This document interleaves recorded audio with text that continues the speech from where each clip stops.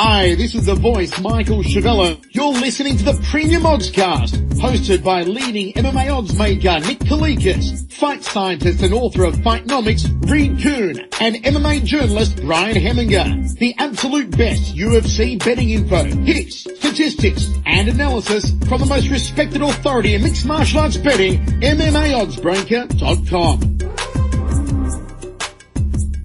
Welcome to the Premium Oddscast presented by 5 Dimes. I'm Brian Hemminger, joined today by leading mixed martial arts line setter Nick Kalikas and fight scientist Kuhn to break down this weekend's UFC Fight Night 38 event, which takes place this Sunday in Natal, Brazil. If you're unfamiliar with our format, myself and Nick will be breaking down the fight card from top to bottom, providing extensive analysis and a pick for each fight after doing our film study for the event. Reed will be stepping in and offering his expansive numerical insight on all fights with sufficient data. For this event, Reed will be able to contribute on 5 of the 12 overall bouts. Briefly looking back at the last event, our premium bets for UFC 172 went 1-2 for a 3.65 unit loss. Our 2-team parlay of Hector Lombard and Miles Jury did cash, but our underdog plays on Robbie Lawler and Raquel Pennington both barely lost as they each were defeated by competitive decisions. Back to the present, UFC Fight Night 38 features a 12-fight card in total and will be aired on the UFC Fight Pass network this Sunday. Let's dive right in. Now, opening this fight card is a featherweight contest featuring a tough finalist from Brazil, Godofredo Castro, better known as Pepe, who is 10-3 overall, taking on Israeli fighter unbeaten Noad Lahat, who is 7-0. So, Nick, what's the MMA oddsmaker's perspective on this fight? Lahat, minus 180. Pepe, Castro, whatever you want to call him, he came in at plus 140. So opening line has shifted a little bit. Lahat is now minus 260 over 5 Dimes. Pepe plus 220. Not really surprised that people are fading Pepe. I understand, especially based on his last couple performances. I mean, he suffered TKO losses from his back, from guard. So, I mean, Chin, a little suspect, of course. I mean, his overall game is a little suspect. But what he does have is some solid grappling, solid submission game. And, I mean, that's respectable. In the jiu-jitsu world, he's definitely forced to be reckoned with in some ways. I know this is MMA, this is the Octagon, this is the UFC. So it hasn't really translated effectively, though, to the UFC. Now, Lahat, on the other side of things, I mean, he's a very hyped prospect. He's been around for a while, training with AKA. He's actually one of the coaches over there for BJJ, to be exact. So there's a lot of hype around this guy. Again, he kind of competed for a long time. He had success on the Brazilian Jiu-Jitsu circuit as well, so he's very savvy when it comes to the Jiu-Jitsu game, no doubt about it. His level of competition, though, this is what bothers me. And MMA thus far has been very weak, terrible, in fact, in some regards. So, according to level of competition, Castro, Pepe's definitely been in with better fighters. He's got that going for him. And Lahat, this is going to probably be the toughest test to date for him. Now, it's a test that he should pass because he's definitely the better overall fighter. I mean, his striking is going to be where it's at here as far as pushing the pace, going forward. I mean, he has good hands. He throws nice straight punches and mixes in his kicks well. So he's going to have that advantage over Castro for sure. Castro's more of a wild, swinging slugger, and not very technical on the feet. He is definitely improving his game in that aspect, but Lahat also, if the fight goes to the ground, and he gets top position, of course, I think he's going to be able to ground and pound his way to a decision here, even possibly take Castro's back. They should exchange. The transitions and grappling should be pretty fun in this fight. I think it'll go back and forth a little bit. And I do believe that Pepe is going to be more competitive than the line currently indicates, though, because, again, Lahat is probably the more well-rounded prospect. He has a bigger upside, so I'm going to pick him to win. And I have to agree, Lahat should win this fight. You look at Pepe, 26 years old compared to Lahat's 29, so that's not too much of a difference. And probably the biggest thing Pepe has going for him is that they just love him down there in Brazil. He was a celebrity from that first season of The Ultimate Fighter Brazil, and he just has this underdog mentality that people just root for him. He's pretty long and lanky, but Lahat's actually a little bit taller than him, so he doesn't even have that going for him in this fight. And as Nick mentioned, he's not a very technical striker. His technique is on the feet is pretty terrible, actually. Does not have very good power, does not use his length well. The biggest thing he's got going for him is he's pretty solid on the ground. while he does have a tough time getting top position usually, he does go for Kimura sweeps, so he's pretty slick with that, and that does get him on top. But I mean, he can't just straight get a fight to top position very often. And he is coming off of back-to-back fights where he was finished from within his own guard, which is usually his strongest area. So I'm not saying Lahat will be able to finish him inside his guard, but that is a huge concern considering that that is his biggest strength, is his guard, and he's been finished from within it twice in a row. Now, looking at Lahat, he, as Nick mentioned, he's trained at AKA. He started doing it 4 years ago. He's the first Israeli fighter since 1996, I think, way back in the day, the old tournaments.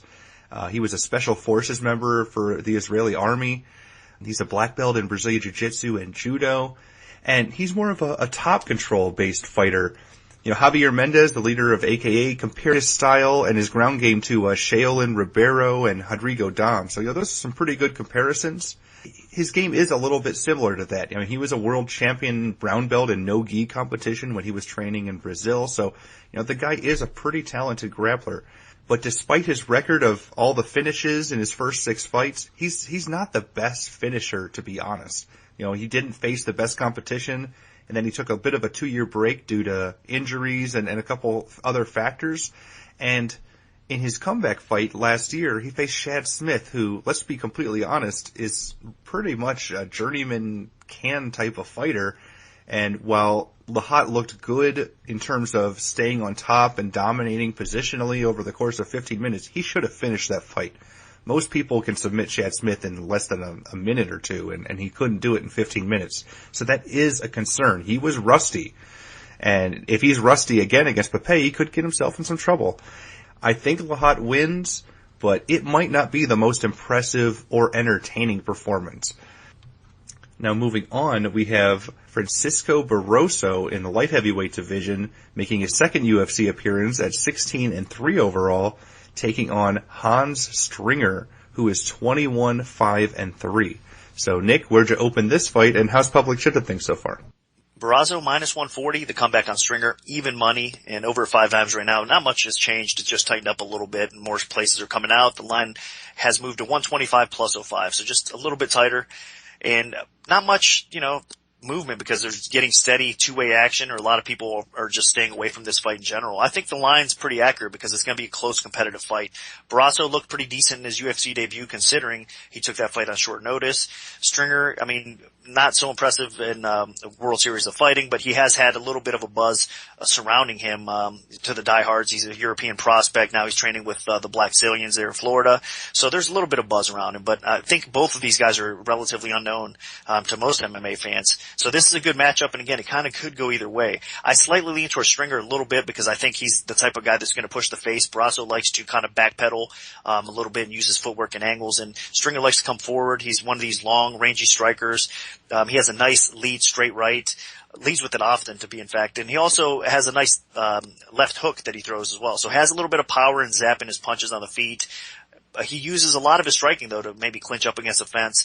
He goes for some body lock takedowns as well. And once he does get you on the ground, he does have some decent top control, ground and pound, and he's got decent BJJ. Now, Barroso's a similar fighter. That's why I think this fight's going to be very competitive. Again, on the feet, Barroso has power. He is a decent striker, likes to throw kicks. He moves okay again, counters nice with a nice left hook, and he has a nice overhand right as well. And he is a BJJ black belt, so he's definitely sound in the grappling department as well. But he doesn't have great takedowns, and, you know, he likes to kind of get stuck up against the cage once in a while himself. So that's where I think he's going to probably lose the fight. I mean, I think he's going to have to land the heavier shots, which he very possibly well could, and do a little bit more damage on Stringer. But he can't kind of follow the same game plan he did in his last bout, because I think Stringer's just a little bit better than that. So, again, back and forth type of fight it goes. I think Pick'em is a pretty accurate line, like I said, and I'm going to slightly lean towards Stringer, but it's not a very confident pick. It's a true Pick'em. Both guys train out of really solid gyms. Barroso out of Nova União and Stringer out of the Black Zillions. Both have been on very good runs as gyms lately. The biggest difference, I think, is that Barroso's 34 and Stringer's 26 years old. So Stringer definitely has that edge, and he has a lot more room for development. And Stringer's actually fought more. So, you know, it's not like Barroso being older has given him any big experience advantages. Stringer has actually fought a little bit better competition as well, although, to be honest, I think every single time he's stepped up against a guy that's currently in the UFC, he's lost or had a draw or whatever against, the Bellator champ Tilave, all those guys. Every time he's been in there against a really good guy, something bad happens.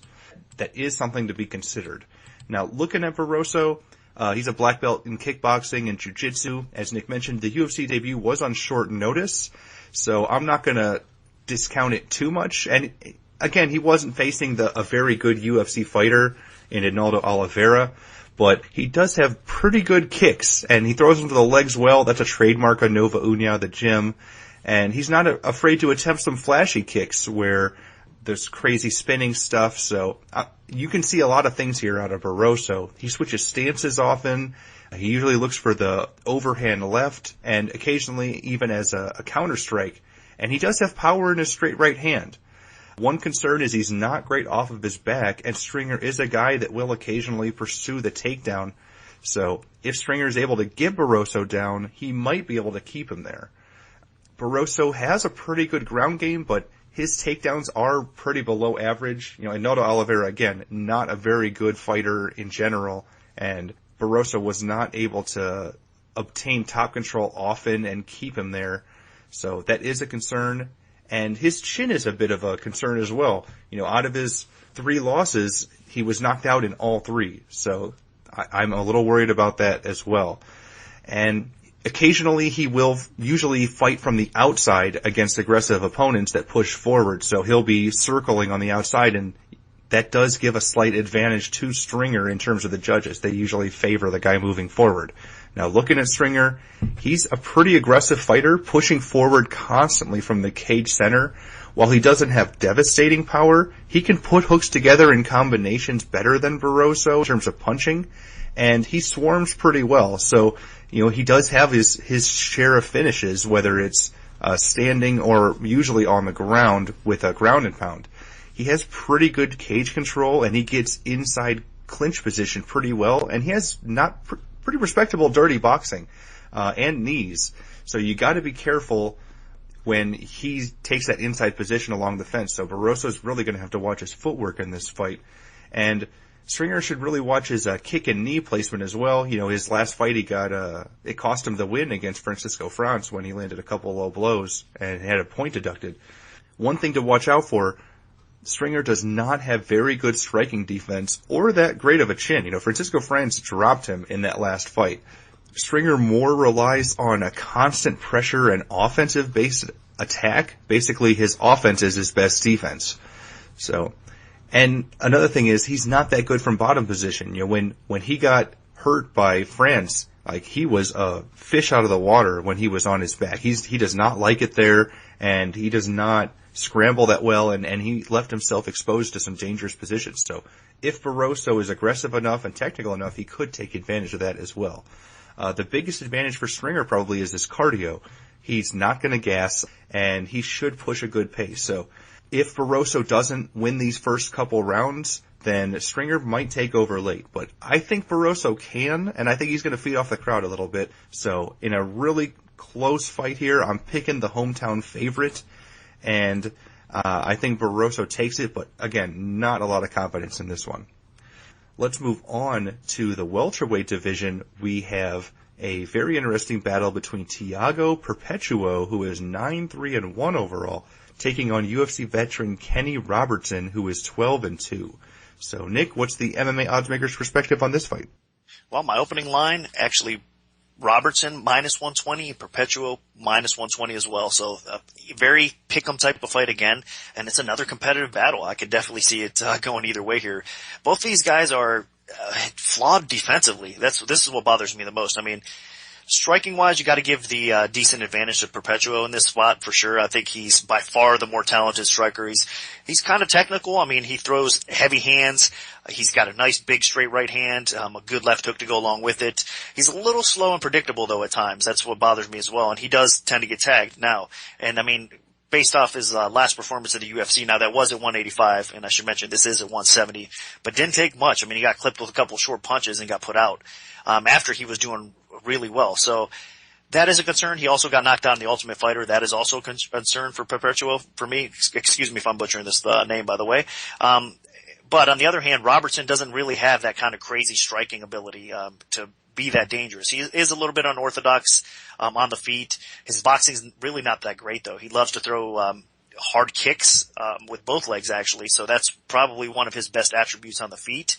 In the grappling department, that's where Robertson's going to have a decent edge. I mean, he's an excellent grappler, has decent takedowns, but he tends to be a little sloppy shooting in at times.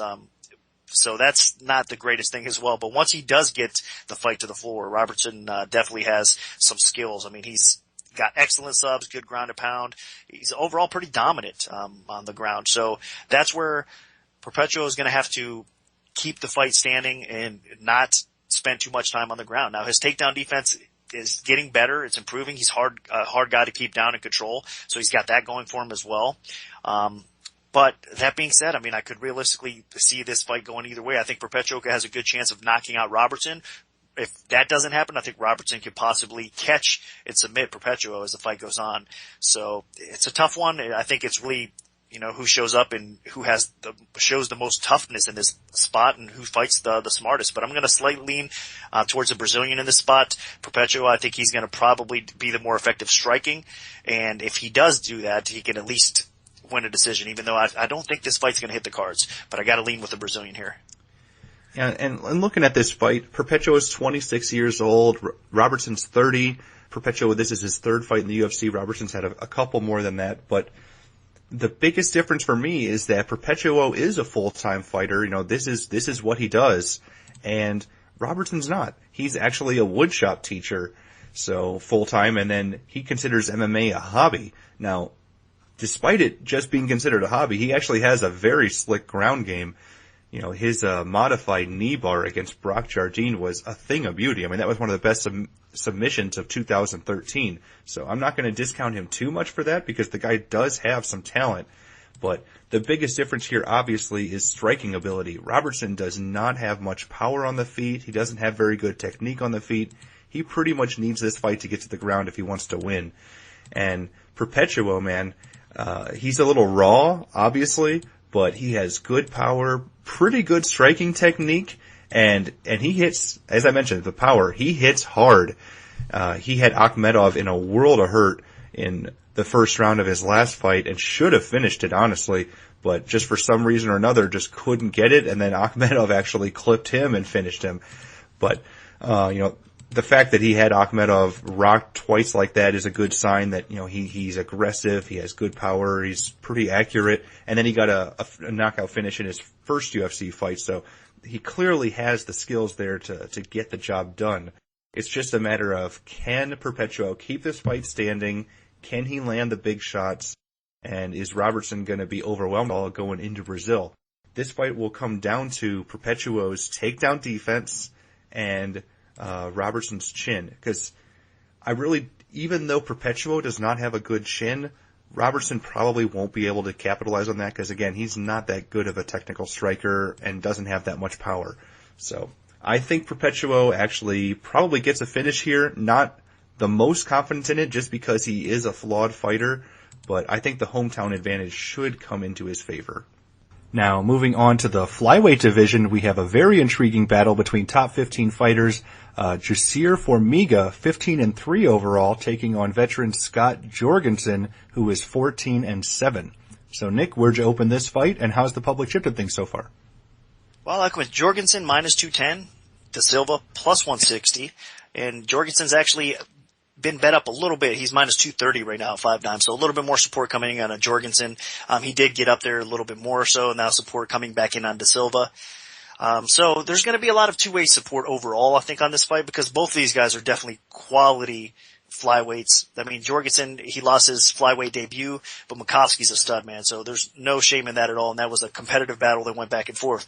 Now he's stepping up and facing a guy like De Silva, which is already ranked towards the top of the division. And he's a very solid test for him. Now, Jorgenson has several advantages in this fight. Starting off with the striking, I mean, it's not even going to be close. I think on the feet, I mean, the talent level of Jorgenson, I mean, he's got great boxing, he's fast, he's got power, he pushes a very high pace, and he's very aggressive too. Now, De Silva, on the other hand, if you're looking at his striking, I mean, he's kind of still developing. He's more well known for his grappling, so his stand-up game is really to close the gap. One of these grapplers that wants to get inside on you, pin you up against the fence, and then try to work his takedowns. So he does have a little bit of power on the feet, but nothing too serious at all. He's gonna have to close that gap and get Jorgenson down. So huge advantage to Jorgenson on the feet. Grappling, in the wrestling department, Jorgenson actually, I think, has a slight edge there as well. De Silva has decent takedowns. Again, he kind of sneaky type of takedowns with his throws up against the cage, with his trips and that kind of stuff. But pure wrestling, I think Jorgenson has that advantage there. Now, as far as pure grappling and submission game goes, there's no doubt about it. I mean, both these guys are talented there, but De Silva has a significant edge as far as taking your back, looking for a sub, and finishing. I think he is very dangerous and more than capable of doing that. So it's really going to be up to Jorgenson and how smart he fights and how he can fend off De Silva in this spot. I do believe, more times than not, he should be able to survive long enough to at least outpoint De Silva. He possibly land enough punches that he could possibly stop him as well. So I'm going to pick Jorgenson. I think he is a little bit better at this stage, even though he's not ranked as high as De Silva is. I do think he deserves to be the favorite in this spot. Now, as far as betting goes, against a guy like De Silva, it's always dangerous to lay 2-3 to 1 against a grappler that can definitely take your back and end things the way he can. So I would be cautious there, but I definitely lean Jorgenson in this fight. Like, honestly, both of these guys have been a little bit of a disappointment to the flyweight division. Jorgenson actually dropped down when he was a top 10 bantamweight still. And, a lot of people expected him to just immediately become an instant contender, and it didn't happen because Makovsky just came in on short notice and really had a great performance. Formiga, on the other hand, this was a guy that was ranked number 1 in the world for quite a while at flyweight, so it was just a given that he was going to come to the UFC and make big things happen, but it hasn't. He has looked really bad pretty much. Well, granted, they were against two of the best guys in the division.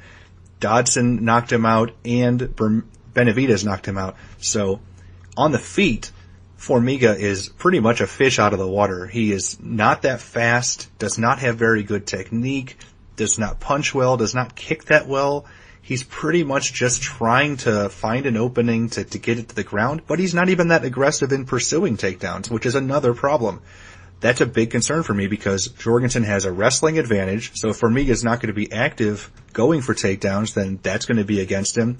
Jorgenson has a big-time striking advantage. He has pretty solid boxing and really good power, and Jorgenson should have a better chin. Even though Jorgenson has been hurt by Eddie Wineland, he got rocked by Makovsky, Formiga doesn't have that type of power or technique to take advantage of that.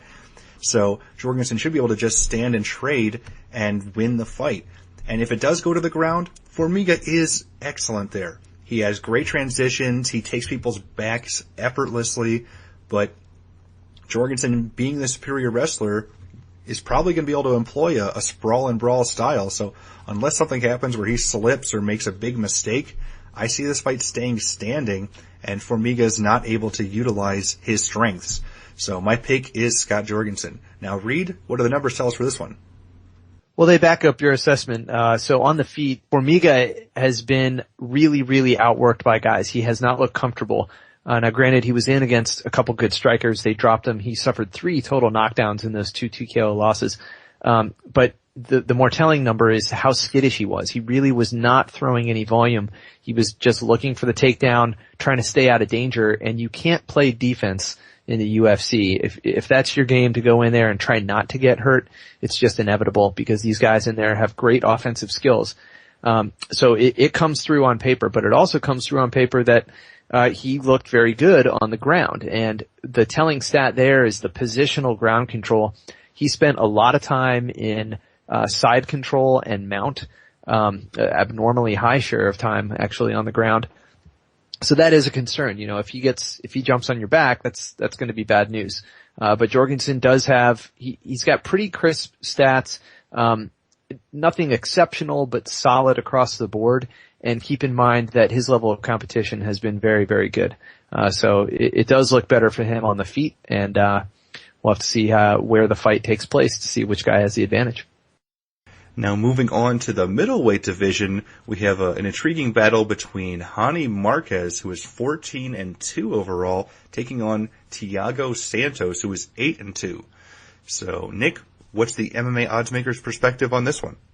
Big favorite coming in here. Marquez minus 705, the comeback on Santos, plus 435. And you know what? He's a big favorite for a reason. I think it's really a terrible stylistical matchup for Santos. Marquez is improving his striking, but he's more of a grappling-based fighter. I mean, he's more known for his wrestling, his control, his ground and pound, his takedowns, a little bit of submission game. So he's definitely more known for that. He's going to be the stronger of the two fighters, and I think he's going to be able to dictate where the fight goes. And even on the feet, even though the Marquez isn't really known for his striking, I think he could be the more effective puncher as well. He's got a little bit of power, and he keeps on improving that area. So Santos is mainly a long-rangey striker. I mean, he's another one of these guys that has some reach going for him. He does have some power on the feet. But you know what? Even for being known more as a striker, he's not really that impressive on the feet either. He's a little bit slow, a little bit predictable. He has chin issues, which is not good. The one thing that he does have going for him, he throws hard kicks again as well. So he mixes in his kicks to a striking game. Decent kickboxing overall, but this is a bad fight for him because, I mean, his grappling is his weakest attribute, and I think he gets taken down. His takedown defense is improving, but against high-level fighters, he does get put on his back, and he can be controlled and even possibly subbed out. So this is, anywhere you look at it, it's not a good fight for, for Santos, because Marquez is just such a bad matchup for him. I think, he obviously went on a nice little run there, Marquez, that is, in the UFC. I mean, he was working towards contendership status, and then he had that setback to, Ramiro in his last fight, which is no shame in that at all. He was very competitive and made things interesting that fight as well. So I do like, Marquez here, and I think, like I said, minus 705 right now. Actually, line got a little bit tighter, over at 5 dimes. He's, I think, close to 6-1. 620 to be exact. So line dropped a little bit, tightened up a little bit, but still, make no mistake, he's that much of a favorite for a reason, and I gotta go with him. And I have to completely agree. This fight is probably the biggest chance of being a blowout on the card. While Marquez isn't a huge finisher, at 25 years old compared to Santos' 30, he is so much better overall as a fighter. I'm really surprised that not only that Santos got a second UFC fight, which isn't the end of the world considering UFC usually gives guys a favor by giving them another fight after they take a fight on short notice, but the fact that Santos is taking this fight in the middleweight division again. I mean, he got absolutely killed by Cesar Ferreira in his UFC debut on short notice at middleweight, and he is more of a welterweight, and he didn't drop down. And he's facing a guy that's even bigger than Ferreira. So Marquez is a beast. The guy is very big, very powerful. He actually took down Yoel Romero, the Olympic silver medalist, multiple times in his last fight. So although he did end up getting finished, that is the biggest problem with Marquez is he does fade. Now, I'm not sure he's actually gonna fade against Santos here, mainly because I don't think he's gonna have to work as hard. Santos just does not offer that many threats. Santos is pretty average to below average in just about all facets of MMA in terms of striking, ground game, wrestling, submission defense, everything. Chin strength. Santos got rocked by Ferreira in the first 30 seconds of the fight. So I think Marquez, just being a massive middleweight, should just be bigger, stronger, have a big wrestling advantage and a huge clinch advantage, which is where he spends the majority of the time in his fights. So I honestly just do not see, unless Marquez completely gasses, I think Santos is in for a world of pain here. So I think Marquez wins this one relatively easily. It's just a matter of, does he finish it or not? So Ronnie Marquez is my pick. Now moving on, we have a featherweight contest featuring Brando, Ultimate Fighter winner, 22-9 overall, taking on Will Chope, who is 19-6. So, Nick, where'd you open this fight, and how's the public chipped at things so far? Brando minus 270, the comeback on Chope, plus 190, and Brando is a popular bettor here. I mean, right now, looking at 5 dimes, Brando's minus 380, comeback plus 315 on Chope. Hard to argue. I mean, Brando is such the better fighter in this matchup. I mean, he definitely has a lot of skill on the feet. He's just a well-rounded guy. I mean, he can finish the fight anywhere. He's got nasty KO power. He's got a great submission game. He's got decent wrestling to go along with it. The disadvantage that he will have in his fight is Chope's length. I mean, he's going to have a huge reach advantage over Brando. It's at least 12 inches or so. So I think that's significant. And I think that Chope, in his fight against Holloway in his UFC debut, I mean, he was expected to lose that fight, and he actually performed respectably in that fight. I think that he hung in there. He was winning the majority of round 1 against Holloway. When Holloway started finding his groove and started having some success, though, obviously Chope, tended to fold a little bit, and when the power was coming on, especially in that round 2. But that being said, I think Brando is a little bit of a different matchup. I mean, again, he's so dangerous, but he does tend to fold in his own way. I mean, the guy gasses to the point where you can't almost trust him. I mean, he had that terrible weight cut issue last time in his fight with Poirier. That was disappointing, and it showed, I mean, in his performance completely. So he's just a little bit too unpredictable and inconsistent for my liking, Brando. But make no mistake, I mean, he is the better fighter here. So I think if he doesn't have success on the feet, he's going to probably look to take this fight to the floor. And on the floor, he can ground and pound his way to a win, if not catch a submission on Chope. So I don't think this fight is going to hit the cards. I think that Brando probably wins inside the distance here. But if he doesn't show up and he underestimates Chope, and Chope's toughness, I mean, like I said, he did kind of fold there when the pressure was on to the hands of Holloway, but I think the Chope did show still some toughness here, and if Brando takes him lightly, starts gassing, you never know. I mean, with Chope's striking ability, at least offensively, he could definitely make things interesting. So most people are going to put Brando in a parlay, and I understand it. I mean, it should be his fight to win or lose, and I can't argue that. I think Brando is definitely the better fighter. I just wish he was more consistent. Yeah, I completely agree in regards to Brando. You know, on paper, he should not just win this fight, but dominate this fight. He's just had so much more experience against better fighters than Chope has. You know, Chope had that nice little run fighting in Southeast Asia, but it was against complete nobody fighters, and he got pretty exposed there against Holloway once Holloway figured out how to deal with the range. The second Holloway settled down, that fight was over. So, you know, looking at this fight, I see Diego Brando having a big power advantage. Striking, he's not going to have a huge striking edge as long as Chope actually uses his range, which he did relatively effectively in his last fight. But the second Brando gets inside, Chope is in big trouble because Brando has some serious power in his right hand. I mean, he was a force on The Ultimate Fighter. Hasn't quite shown that same level of striking power and striking ability in the UFC, but it might come into play here. In terms of ground game, Chope did take advantage of, you know, these smaller Asian fighters that didn't have very good ground game to go on his run, but that's not going to work against Brando. Brando should have a significant Brazilian Jiu-Jitsu edge, a wrestling edge, and the fact that Chope is so crazy long and rangy, and it should make it much easier for Brando to get inside and use that leverage to get him on the canvas. So I see Brando probably trying to knock his block off in the first couple minutes, and if that doesn't work, he probably just takes him down and finishes him. The only chance that I see Chope having here is landing one of those crazy lanky limbs of his, whether it's a knee or an elbow, if Brando comes in haphazardly, or if Brando tries way too hard to get a finish and completely gasses himself out. Chope isn't a cardio machine either, but maybe. But you know, probably about 80-90% of the time Brando should win this fight, maybe more. So my pick is Diego Brando. Now moving on to the first fight on the main card, we have Honey Jason, who's 14-4, taking on Steven Syler, who is 23-11. This is in the featherweight division. So Nick, what's the MMA Oddsmaker's perspective on this one? Well, my opening line, competitive one. It was Jason minus 165, the comeback on Syler plus 125.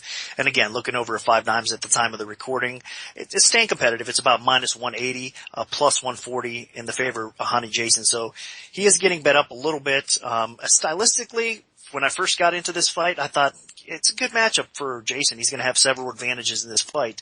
But then looking into the footage and doing the actual research on it and going back through everything, of course, I know these guys fairly well.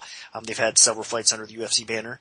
But that being said, you still have to go over and see how these guys match up. And matchup-wise, Syler matches up pretty interesting with them, no doubt about it. I mean, I think Jason has a decent edge in a lot of areas in this fight. I think he's got an edge standing. I think he's a better, more powerful striker, even though Syler is a little bit underrated in the stand-up game. He definitely has some good counter punches. He's got a little bit underrated power, and his timing and accuracy is pretty good as well. But still, I think overall on the feet, Jason is just a little bit better. I mean, he's got a nice lead right. He's got a powerful left hook. He's getting more aggressive and more confident with his striking abilities. That being said, he just did get floored by Jeremy Stephens. So that was not a good matchup, and it's going to be interesting to see how he bounces back from a KO loss like that. It was devastating. But the interesting fact for this is, I don't think it's whether the skill set of Jason is going to be better than Syler's. I think it's going to be round 2 and 3 that gets a little bit more interesting in this spot. I think that Honey Jason, I mean, it's noticeably a difference when he enters round 2 and round 3. He slows down quite a bit, and he's more of a finisher. I mean, if you look at his finish rate, it's pretty high, and he doesn't really extend out in rounds 2 and 3 that often. And that's where Syler tends to excel in most cases. So I think Syler's going to pretty much have to weather an early storm, and then it's going to get interesting, especially if he hits those scorecards. I could realistically see the cards going either way. But overall, I do think that as far as pure ability and prospect ability, I guess you could say, Jason, even though he's getting a little bit older, I think he's going to do probably enough to squeak by in this fight. Now, again, rounds 2 and 3 is going to be very interesting, but I do think he is the better, more technical fighter overall. But you cannot count out Syler here. So I'm going to lean slightly towards Jason. As far as betting goes, man, it's hard to recommend really laying the juice against a fighter like Syler. He's got so much heart, so much ability. He continues to improve, fighting out of a great camp as well. So a lot of upside, I think, to Syler, but I'm going to slightly lean Jason here in this spot. Yeah, and I have to agree that Jason should be a slight favorite, but not a dominant one. I think, he's a little bit overrated. I thought pretty highly of him up until really getting a closer look at his abilities. I mean, he is, 29 years old. Syler's 27, so age shouldn't be too much of a factor. But honestly, Syler is a little more durable. We saw Jason does not have that good striking defense. He gets rocked in fights. In his last fight, he got absolutely destroyed by Jeremy Stephens' head kick. And that is a concern, especially if Jason wants to stand on the feet and bang like he usually does in fights. That's what he did in the Sam Cecilia fight. I mean, he just got into a slugfest there and he just landed the better shots. Against Syler, I think he'd be in some trouble because Syler is durable. Syler has fantastic use of elbows and knees on the inside. His tie clinch is crazy good. And Syler has some sneaky power. You would not think he would be this tenacious on the feet with his babyface good looks, but the guy just keeps going and coming after you. So he's actually a really solid stand-up fighter, and not many people have been able to out-trade him on the feet other than like Diego Brando on The Ultimate Fighter. In terms of the ground skills, this is where the biggest difference is going to be. Jason should have the advantage in terms of wrestling. He should have the advantage in jiu-jitsu, in top control, and he does have that home field advantage. So I think as long as Honey Jason fights smart, which is not a given, the guy is very emotional, but if he uses his wrestling, he should win. And cardio, there's also a ticking clock here. Syler has a really solid cardio. He can keep going even in the third round after having a really high pace in his fights. So if Jason fades, Syler could take over, and Syler does have finishing power. It's not devastating knockout power, but he does have finishing ability on the feet. I think Jason can at least win the first 2 rounds with his wrestling and pace and with the crowd behind him, but it's not a given. So I'm slightly leaning Jason for my pick. Now, Reed, what do the numbers tell us for this one? Well, this is a weird one because on the tail of the tape, Jason is much shorter and yet he has a 3-inch reach advantage, which goes to show what the wide range of body types in MMA are, because you can have short guys with long arms, and that's actually the ideal body type. But when he's standing, I don't think he's been as successful using it. Now, on the ground, you mentioned his grappling stats. Jason has been in control on the ground quite a bit. And so that has been a weak spot in Syler's game. He spent most of his time on his back. So that could be one potential mismatch is on the ground. But standing up, Syler has actually looked pretty good, going head to head with people, and using his attack. He's been aggressive. And he has not been dropped, the way Jason has. So, this is one where I feel like it's another one where who's going to push the fight where they want it to be. Jason has some advantages, and yet Syler, if he can hang in there, remember he trains at altitude in Utah, so his gas tank might be a little bit better. But then again, it's in Brazil, so who knows? So it's a close matchup certainly on paper, and it's one that will probably favor the more aggressive fighter in getting the fight to the position that they want it to be in. This takes us to the lightweight division, where we have a battle between Mikhail Prazeres, who is 17-1 overall, and he's taking on Mirbek Taisumov, 22-4. So Nick, what's the MMA oddsmaker's perspective on this bout? Taisumov minus 185, Prazeres plus 145 is my opening number, and this is a line that is definitely moving in Taisumov's favor. Minus 265 right now at 5 dimes. Comeback plus 225 on Prazeres. I opened it a little bit tighter because to me this is an interesting matchup. I mean, Prazeres is taking this fight on a little bit of a short notice, of course. Originally Taisumov was supposed to fight Gleason Tibau, so easier fight matchup, you would think, for Taisumov here, no doubt about it. And Taisumov was a very talented prospect. Definitely in lightweight division. I mean, the guy's so well-rounded. That's what you got to love about him. He's good, above good. I mean, above average for sure everywhere. He still, I think, in my mind, has to get tested and has to prove what he can do against the best fighters in the UFC, and that's why he's here. That's what he's there for. So I think he's going to get a chance to do that. Now, Prazeres, it's tough because, you know, if Taisumov, if you look back at his history and some of his footage, if he has any kryptonite at all, it would probably be the wrestling and ground aspect. And Prazeres is that exact type of fighter. I mean, the guy's a little bulldog as far as taking the fight to the floor, his grappling, his control, his Brazilian jiu-jitsu overall is pretty solid. So he's definitely that kind of 100%, I'm going to get you down and I'm going to control you, the ground is my world type of fighter. And Taisumov, again, that's kind of his kryptonite. It's been. Now he's improving. He's got some good offensive wrestling in his own right.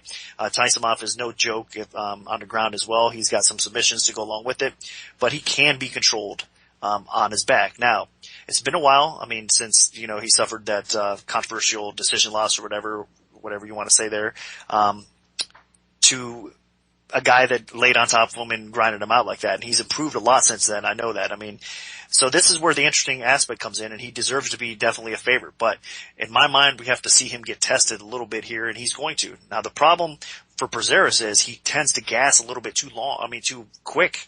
After the first couple rounds, Prazeres is dead in the third round. I mean, he did make the weight cut down to 155 last time, but he still showed a lot of these same problems that he had fighting in his debut against Thiago. So I think Prazeres has to get his cardio in check, has to improve on that. And sometimes fighters can't do that. So the interesting fact for me is going to be how well Prazeres is able to keep the pace going here, and Taisumov, how well he's going to be able to defend against Prazeres and make life a little bit tough for him. Taisomov's going to have a huge advantage on the feet. He's an excellent striker. He has a nice straight right hand followed by big left hook as well. So he's got good leg kicks, everything. I mean, there's a lot of good things, good attributes of Taisumov. And again, he has good top control, good top position, good ground and pound. So Taisomov's fight to win or lose, I think he just has to keep Prazeres at bay and not get taken down and put on his back. And again, that is going to be the question mark here, no doubt about it. So I'm going to pick Taisumov. I think he is the better fighter. I think he has a really good chance to actually finish in round 3.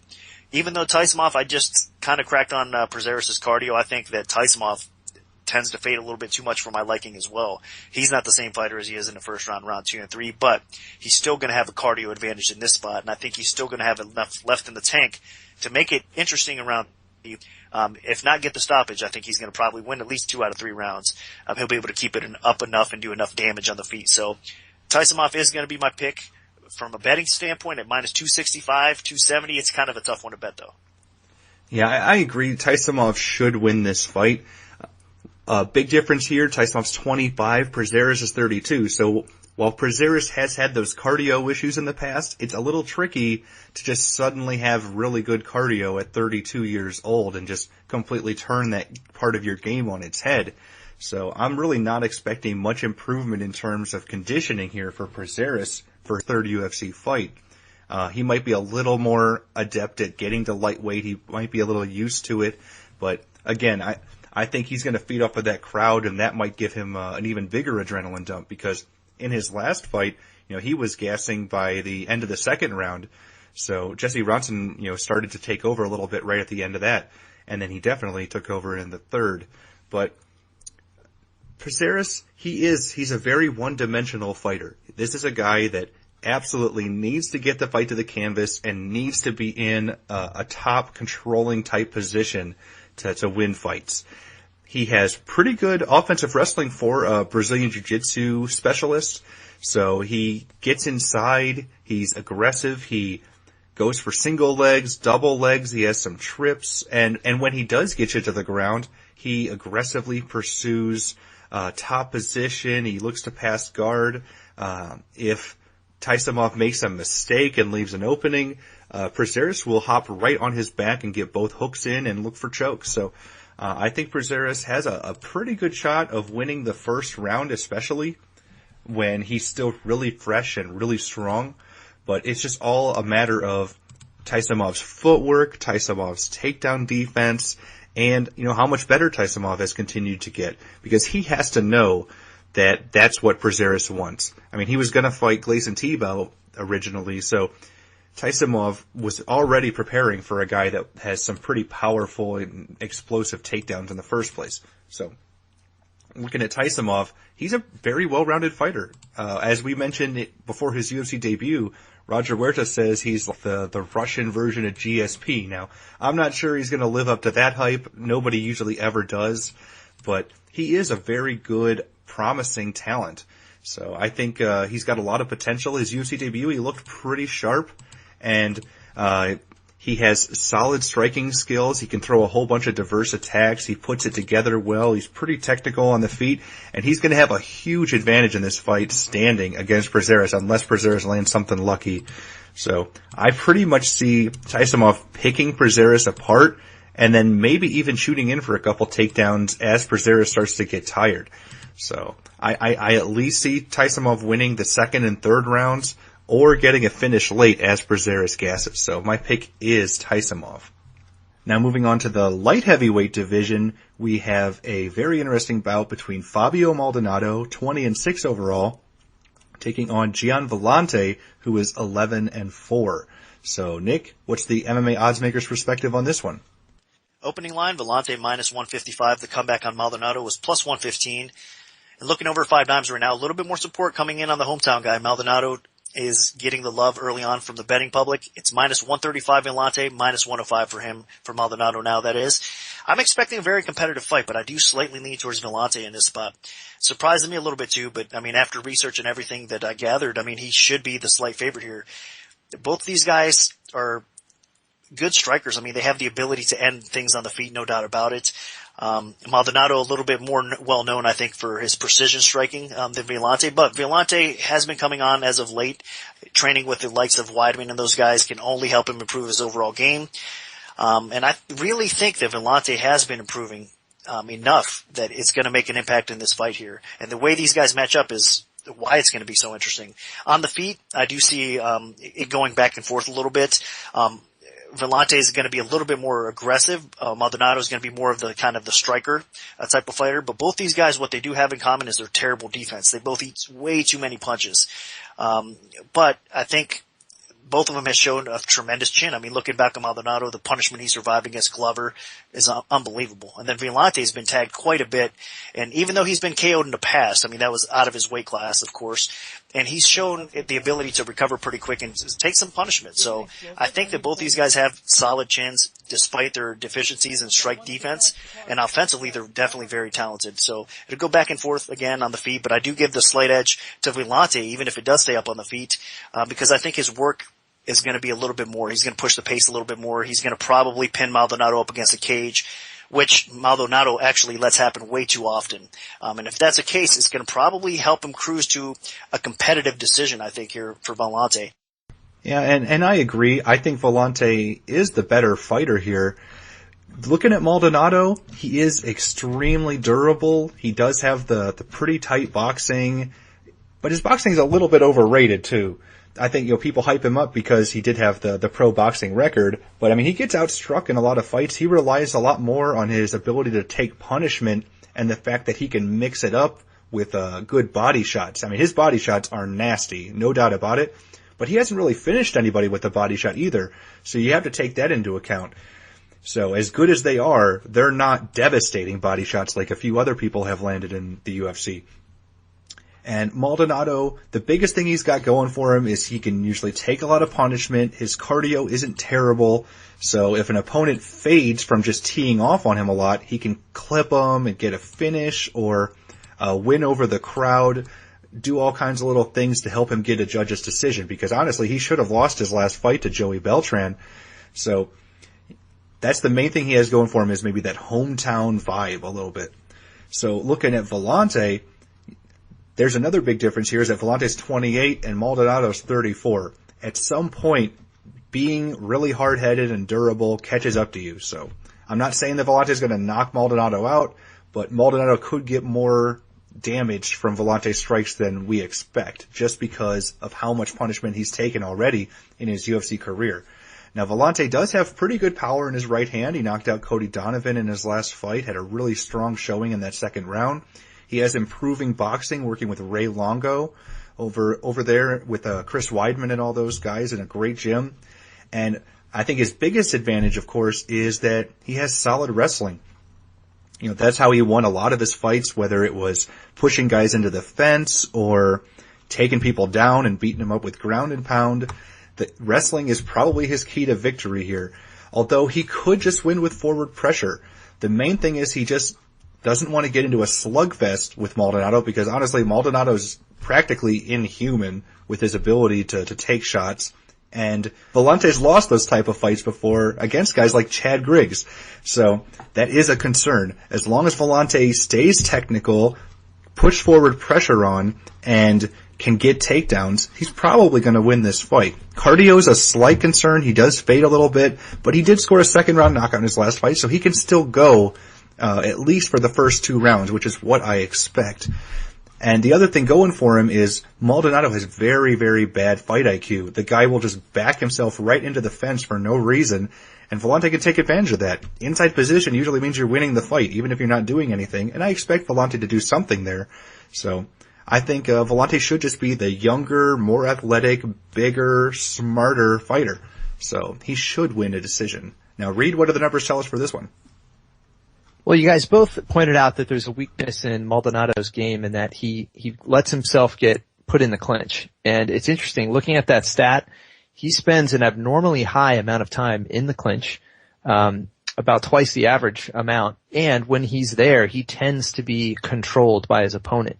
Now, on the flip side, Villante is a little bit more average in terms of how much time he spends there, but he is definitely the one who is more likely to be in control.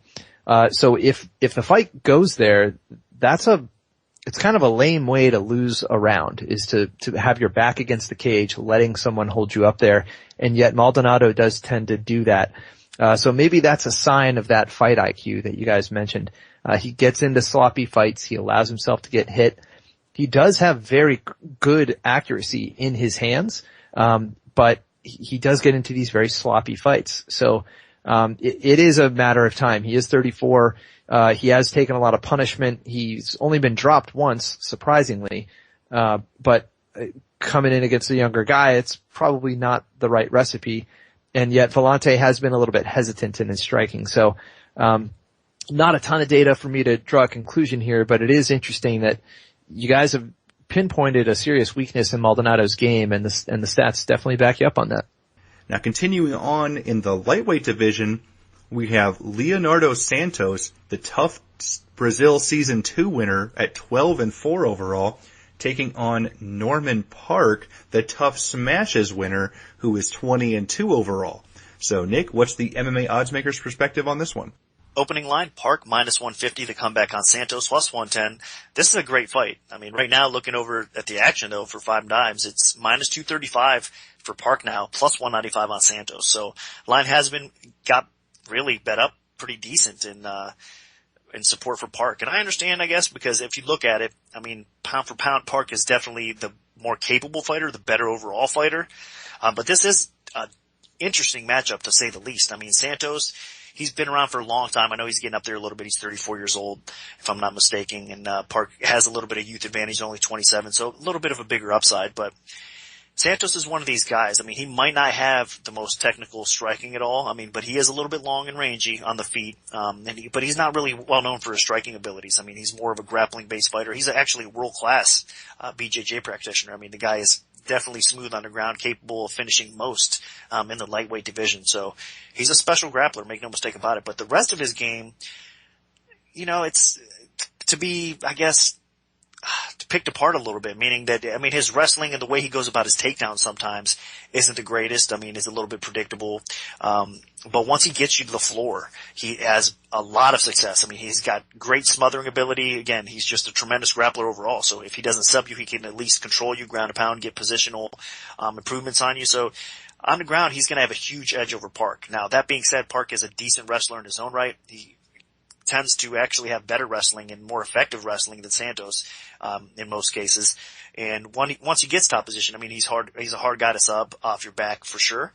He's got good ground and pound. He's got decent discipline to go along with it. He's going to have the edge though, significantly, I think, on the feet. I mean, his boxing and overall striking continues to improve.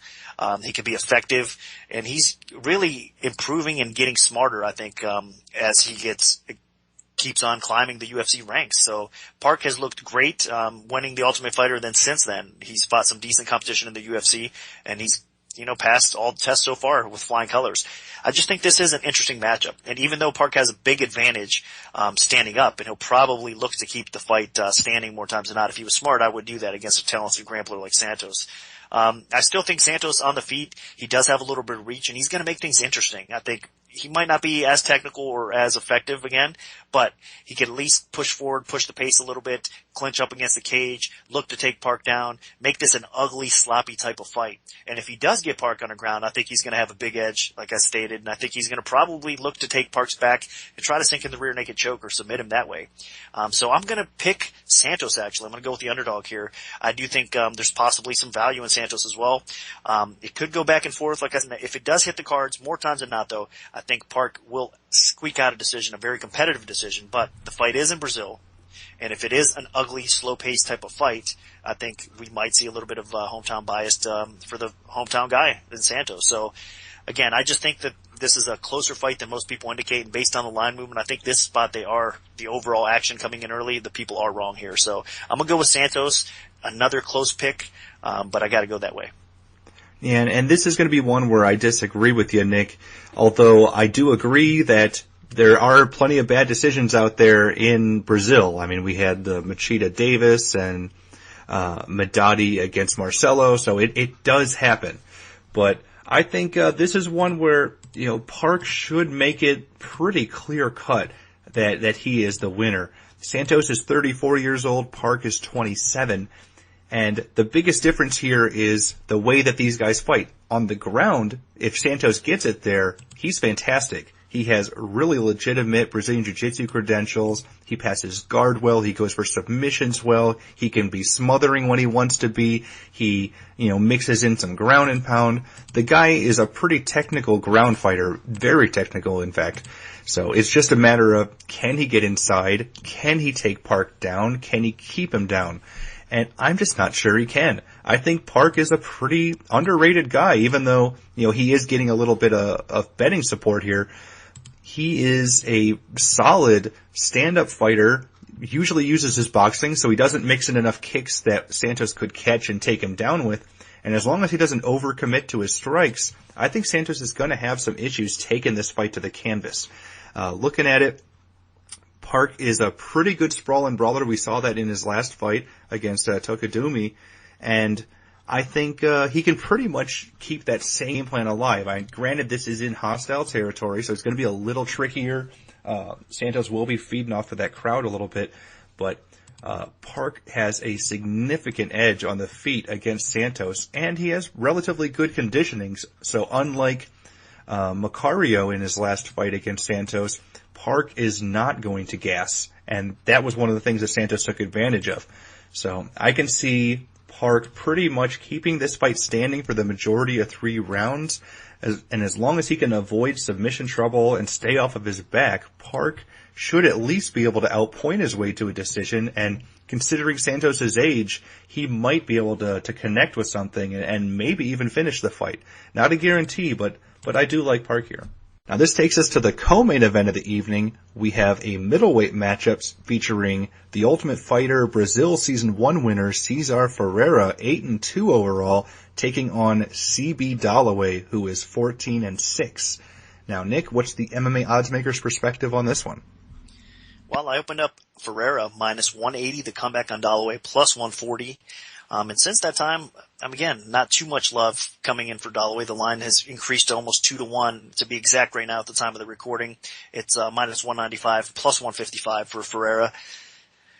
I think the line's a little bit too high, to be honest with you. It's going to be a very competitive fight. These guys have a lot of the same deficiencies, a lot of the same flaws, obviously, but at the same time, they have a lot of good attributes along the same way. So it's going to be an interesting test for both. Now, Ferreira obviously is the favorite for a reason. It is in his home country, I should say, in Brazil.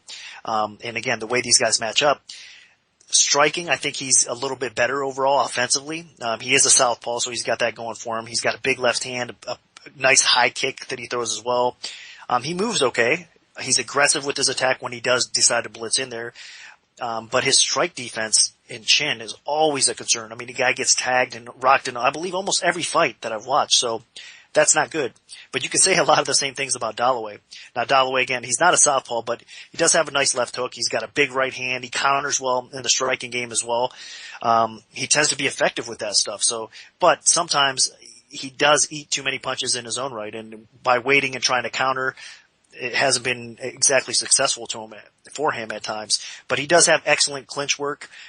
He uses his jab well. He's got good knees, good elbows, and he's a little bit underrated. And I think the overall action coming in early on this fight is going to be a little bit misleading. I'm expecting it to be a lot more competitive. When it comes down to the grappling, both of these guys are very competitive there as well. I think Ferreira, he's a very good grappler for really not being known for his grappling. He's more known for his striking abilities, but he has good takedowns, wrestling. He's got a great guillotine choke.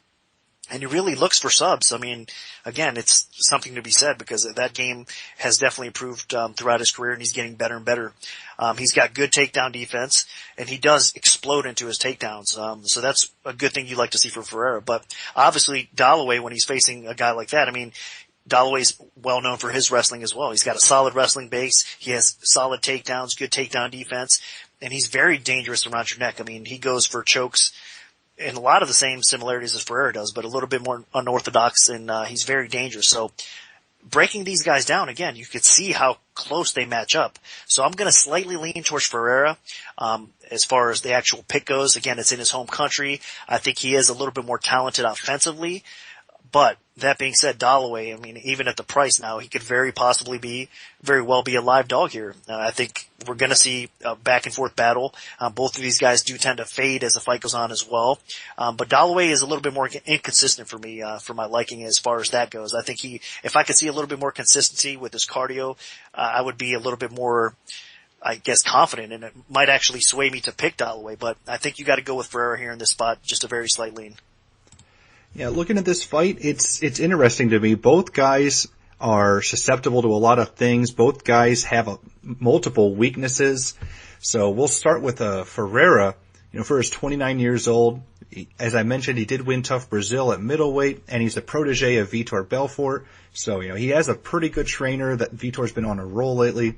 And Ferreira does spend a lot of times with the Black Zillions in Boca Raton, so he's around a really solid training environment. And he's a southpaw, so that's a little unorthodox and tough for people to handle. So, more positive things about him. He has a really solid left high kick, had a big knockout with it on The Ultimate Fighter Brazil. His left hand's powerful. He basically leads with it and can set up other strikes, but that's his big go-to, punch. And overall, his ground game's pretty solid. He has a nasty guillotine choke, which he got Thiago Santos with in UFC 163. And I would say his conditioning isn't terrible. It's slightly above average. And he does, again, have really good submission skills. The things that are a concern with him, of course, are he's a bit chinny. He got blasted by Elvis Mutapsic before he ever made it to the UFC in actually his last fight before winning the Ultimate Fighter. And even in his finale fight, he actually got rocked by Marquez. So that's also a concern. Moraes doesn't even have that good of stand-up ability or power, and he was able to connect a big shot against him and put him in Loopyville. So I think Ferreira, as much as he's hyped, he's a bit overrated. So that is a concern. Now you look at Dollaway, and again, he's had the same problems. Does not have a great chin. When he gets hit, bad things happen usually, but he's improving. You look at his last couple fights, and sometimes MMA is a what have you done for me lately type of sport, and Dollaway has actually looked really good. He had a great fight against Daniel Sarafian, who was the guy that people pegged as the winner of the middleweight season of The Ultimate Fighter, and he should have won against Tim Boetsch in his last fight. So, and that was actually one of the best we've ever seen Dollaway look. I mean, he was pulling off the Nick Diaz, hands at his sides, taunting and outworking Tim Boetsch on the feet. It was a really impressive performance. You could tell that he's put in a lot of time on his striking. I think what's going to happen here is Dollaway and Ferreira, they're going to test the waters in the stand-up. If Dollaway's doing well, he's going to keep at it. If he's not, then what Dollaway has is fantastic wrestling to fall back on. So as long as he doesn't gas, and as long as Dollaway doesn't, do anything really stupid like get caught or leave his neck out, then I think that he's a live dog here.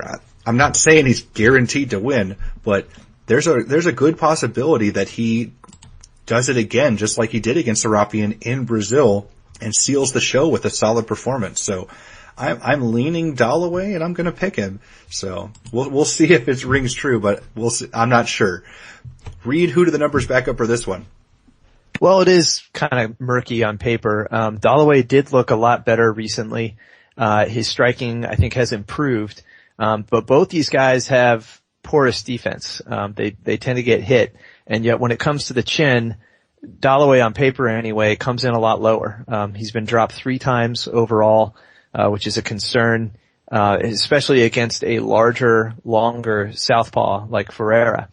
So at a glance, it looks like the advantages go with Ferreira, but then we got to look at the wrestling. And you're right, Dollaway is more likely to be the one that's initiating the takedowns. He has a pretty high pace of those. For every minute he stays standing, he's going to attempt at least one takedown, and his success rate is above average.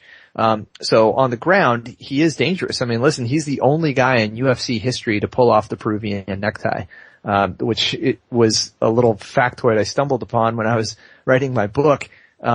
He's the only guy that actually successfully pulled it off, which is pretty remarkable because he's not some BJJ world-class guy, but he gets it done somehow on the ground. So he is still dangerous, and he does have that outlet, that ground game. But yet, Ferreira, we haven't seen him dominate on the ground. So it's not exactly a hole in his game that Dollaway can exploit. So, for a lot of reasons, this is pretty close on paper. When it comes to testing each other's chins, I do worry about Dollaway having taken a few blows in the past, and Ferreira having some advantages just on the tail of the tape and in his power. But elsewhere, it's really hard to tell. Granted, limited sample size on Ferreira here, so it's hard to really know his skills. But yeah, this does look kind of murky, and even on paper. Oh, excellent. Thanks, Reed. Now this takes us to the main event of the evening, a rematch of one of the greatest fights in MMA history. We have a light heavyweight contest featuring former UFC light heavyweight champion Mauricio Shogun Rua, 22-8 overall, taking on former Pride and Strikeforce champion Dan Henderson, who is 29-11. So, Nick, where'd you open this fight, and how's public shifted things so far? Shogun Rua minus 215. The comeback on Henderson plus 165 was my opening number. A little bit of back and forth action coming in right away, but right now, again, 5 Dimes has Shogun at minus 235. The comeback at Henderson plus 195. So a little bit more support on Rua coming in at this point, and I believe it's about right. I mean, we're going to see another war, I expect it, and both of these guys have the knockout power and capabilities of finishing at any moment. I mean, that's how special they are on the feet with their knockout power, no doubt about it. We're going to see another war, I think. I mean, I'm expecting it. I don't think it's going to go the distance this time, though. I don't think we're going to see 5 rounds of what we did. I'm expecting it to end a little bit quicker. At this point of their career, I mean, I know Henderson's been in some battles. He's coming off that devastating knockout loss into the hands of Vitor Belfort. But he's actually been pretty competitive. I mean, lost a couple close decisions, before that. So looking at his resume, I know a lot of people are saying, oh, Henderson's kind of lost it. I mean, he's 43 years old. He's lost a few in a row now. But you gotta, I think, look a little bit closer. I do agree with some of that stuff. I mean, at age 43, it's hard not to kind of think that Henderson eventually is going to show signs of age and signs of slowing down. But it's unfair to kind of say that at this point, even coming off that knockout loss to the hands of Peter Belfort. That being said, I do believe that Shogun is actually improving his game. Now, he's been through wars in his career, so that's never really a good thing. I mean, he's kind of only 32 years old, but he's definitely MMA years. He's a little bit beyond that because of those wars he's been in. But still, what I do see in Shogun's game that's improving is just the way he's training. I mean, his cardio, he does seem to tire, of course, in every fight, but he has the cardio to withstand and go 5 rounds, more so than he did in the past, I think. So that keeps on improving with him. I think he's getting a little bit, just more well put together, I think, in his striking game. He's getting a little bit more confident with it. He's always been a special striker, no doubt about it, but I think that he's starting to believe in himself again, and coming off that awesome TKO KO win over, let's say, Huna, that was nasty. That's only going to benefit him in getting that much more confidence. And again, it's going to be a slugfest with Henderson, no doubt about it, but I do think that Hua at this point is a little bit fresher. I mean, the rematch is in Brazil for a reason. I think that he's a little bit more marketable for the UFC as well. I think if he wins his spot, they can kind of push him towards another title run. Whereas Henderson at this point, I'm not sure the UFC kind of will market him that way. So we could possibly see Henderson fighting for the last time. Depends on how it goes here. Of course, if he wins, we could throw all what I'm saying right now out the window, but I wouldn't be surprised if, especially if Shogun knocks him out, which I think is probably going to happen eventually as the fight goes on, because I don't expect it again to go 5 rounds, as it did the first time. I think we might see Hendo finally hang it up. But getting back to the fight, I mean, where the line is currently right now as far as betting goes, you got to be a little bit cautious, because laying that kind of juice against the knockout power with a guy like Dan Henderson, never an easy task. So I do think that Shogun has the advantages in this fight. It's going to be another barn burner, like I said, but at this point he has a little bit more momentum coming into this fight. I think he is probably going to end up landing and finding the finish at some point. So my pick and lean are going to be Shogun Hua. Yeah, and I'll keep this relatively simple. I agree that Shogun should win this rematch. The main things that have changed since this fight, though, have been that Henderson's been knocked out for the first time, and Shogun has taken a significant amount of punishment since. You know, that's a fight where neither guy is really ever the same afterwards, and both guys took about an equal amount of punishment during it. I mean, it was an incredible first fight. So I'm not expecting them to recreate history here. I think it's going to be a fun slugfest that we'll be talking about for a while, but it won't quite have that same impact. You know, you look at these guys, it's also about recent performances and what have they done for us lately? Well, Henderson's lost 3 straight fights. Granted, they were against really top guys in Lyoto and Rashad and Vitor, while Hua, you know, his last fight, you know, he did knock out Tahuna, which again, Tahuna's not quite on that same level. So you have to take it into a little bit of perspective. But Shogun looked really good in that last fight. He looked sharp. He was landing some low kicks, and then that one single punch just completely flatlined Tahuna. So that showed that, you know, he still has the power. He still has that striking ability. Now, where Shogun should have the advantage here is, I think, pace. Shogun should have a pace advantage. He should have a cardio advantage. If he uses his kicks, he'll definitely have the kick advantage, because Henderson really only uses his kicks to set up the big right hand. So, and Shogun has a decent ground game, which he showcased in their last fight when Henderson got tired and Shogun spent the entire 5th round almost in full mount. He just couldn't quite get the finish.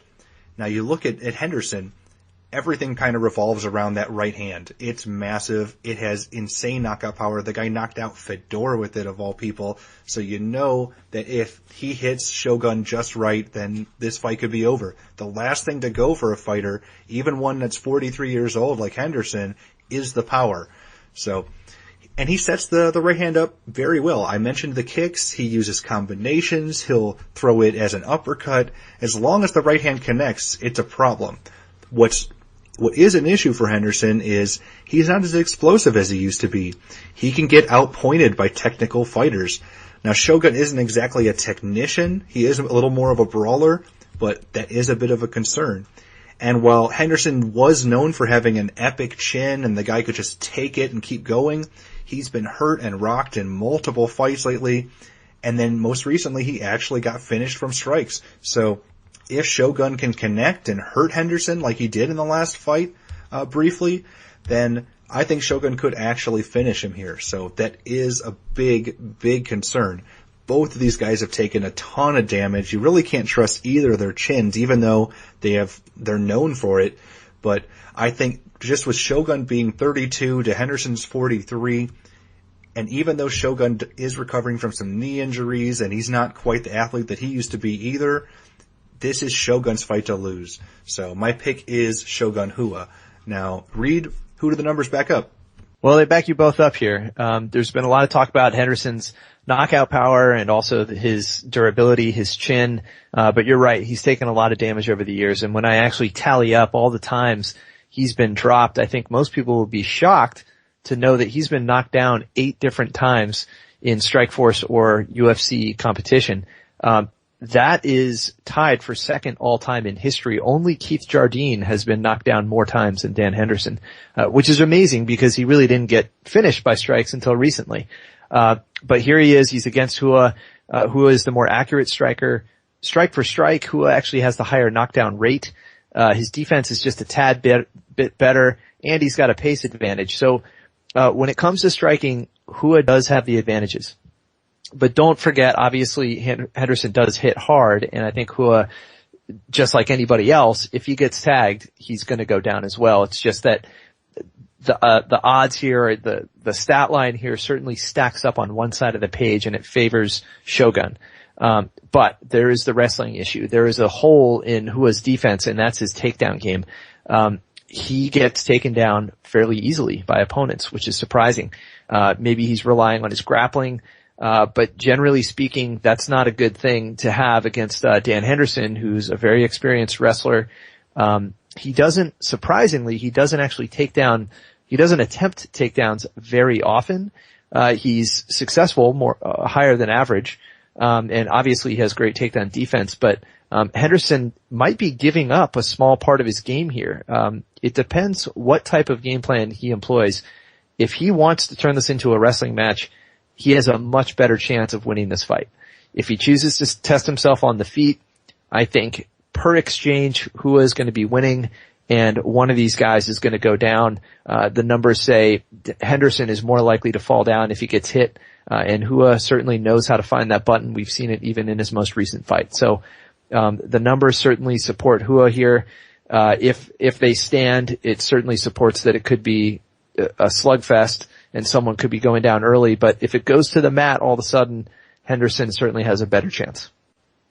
So that'll do it for our full event breakdown for UFC Fight Night 38. Part 2 of the Premium Oddscast featuring our premium bets for the event will be out early Sunday, probably around 12 p.m. Eastern Time, so stay tuned for that if you're an MMA Oddsmaker Premium member. There is also a Bellator event taking place this weekend, so if we have a free play to give out, make sure to follow @Premium Oddscast on Twitter, because that is where we post it first. We can also notify you of our free bets via email if you prefer that method. Just send an email to picks@MMAoddsbreaker.com and we'll add you to our free bet mailing list. Also, feel free to like our Premium Oddscast Facebook page. We post articles, post show announcements, and have plenty of other information available there to keep you up to date on everything that has to do with the show if you're interested.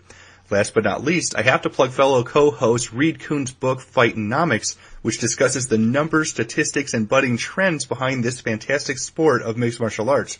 You can purchase his book digitally or via paperback at Amazon.com. Special thanks to our sponsor, 5 Dimes. Good luck, everyone, and hopefully the betting gods are on your side this weekend.